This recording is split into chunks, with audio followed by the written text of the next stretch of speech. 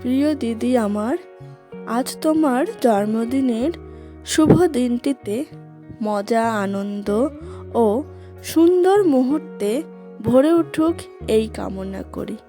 সব আশা, সব বাসনা পূর্ণ হোক তোমার। শুভ জন্মদিনের অভিনন্দন।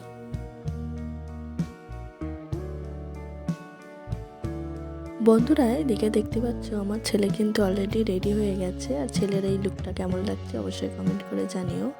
আর আমাদের বাড়ি থেকে দিদির বাড়ি প্রায় 7 মিনিট মতো, তার জন্য কিন্তু আমরা বেরিয়ে পড়েছি।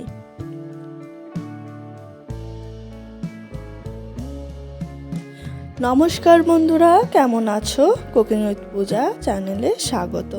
প্রায় 7 থেকে 8 দিনের মাথায় আজকে তোমাদের সাথে দেখা হচ্ছে। আজকে ব্লগটা একটু থাকছে অন্যরকম। 24শে ডিসেম্বর ছিল ঘরোয়াভাবে বার্থডে সেলিব্রেশন।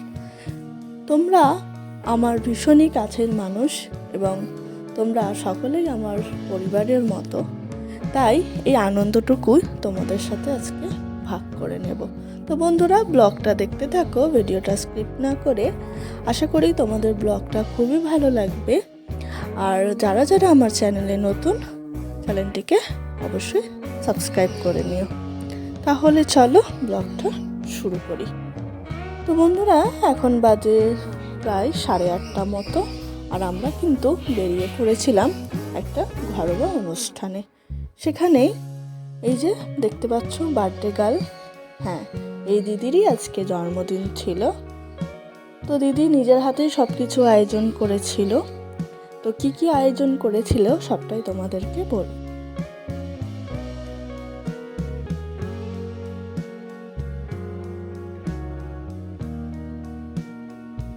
বন্ধুরা, এখানে দেখতে পাচ্ছ দিদির মা মানে জেঠিমা দিদির দীর্ঘ আয়ু ও মঙ্গল কামনায় দিদির বিশেষ দিনটিতে আমরা সকলে মিলে ধান দুব্বা দিয়ে দিদিকে আশীর্বাদ করে নিয়ে দিদিকে পায়েস এবং মিষ্টি খাইয়ে দিলাম।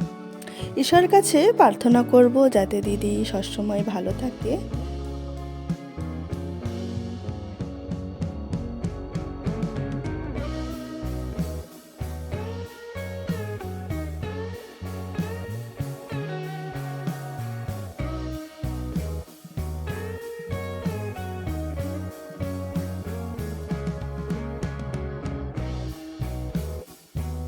তো দিদি, তোমার এই বিশেষ দিনটি তোমার সুন্দর জীবনের কামনা করি। ঈশ্বরের কাছে প্রার্থনা করব যেন তোমার জীবনের বাকি দিনগুলোও তুমি যেন সুখে এবং স্বাচ্ছন্দ্যে ও সুস্বাস্থ্যে কাটাতে পারো।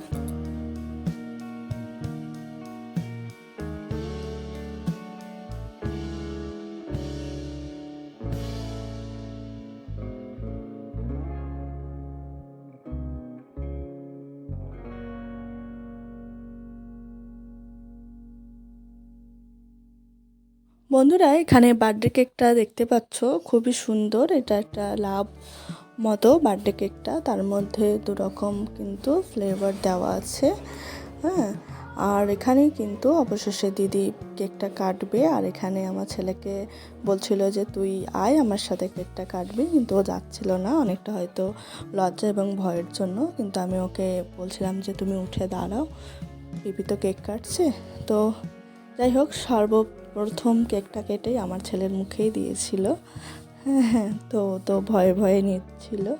তো বন্ধুরা, কেকটা কেমন লেগেছে অবশ্যই কিন্তু কমেন্টের মাধ্যমে জানিও। এরপর আমি একটুখানি কেকটা খাইয়ে দিদিকে, একটু কেকটা কেটে দিদিকেও আমি খাইয়ে দিলাম। এরপর কিন্তু সরাসরি আমরা চলে যাব মেনুতে। দিদি কী কী রান্না করেছিল সেটাই তোমাদের এক ঝলক দেখাবো। মেনুতে ছিল সাদা ভাত, ছিল মাছের মাথা দিয়ে মুড়িঘণ্ট ডাল, আর ছিল বেগুনি। 5 রকম ভাজা তো ছিলই, আর ছিল তার সাথে পায়েস, আর মুরগির মাংস, আর এঁচোড় চিংড়ি, আর তো ছিল দই মিষ্টি পায়েস, এগুলো তো ছিলই। হ্যাঁ, তো এই ছিল মেনু। আর মেনুটা সম্পূর্ণ খাওয়ার সময় তোমাদের দেখাতে পারিনি, কারণ তো দেখতেই পাচ্ছ যে আমার দুষ্টু ছেলেকে নিয়ে সম্পূর্ণ ভিডিওটা করা হয়নি, তাই কিন্তু একটা ছবি তোমাদের সাথে শেয়ার করলাম। তো আজকের ঘরোয়া অনুষ্ঠানটা তোমাদের কেমন লেগেছে অবশ্যই কিন্তু কমেন্ট করে জানিও। আর এই বার্থডে গার্লকে কেমন লেগেছে সেটাও কিন্তু কমেন্টের মাধ্যমে জানিও। দেখা হচ্ছে নতুন কোনো ব্লগে। আর আজকের ব্লগ এখানে শেষ করলাম। টাটা, সবাই ভালো থেকো, সুস্থ থেকো। দেখা হচ্ছে নতুন কোনো ভিডিও। টাটা।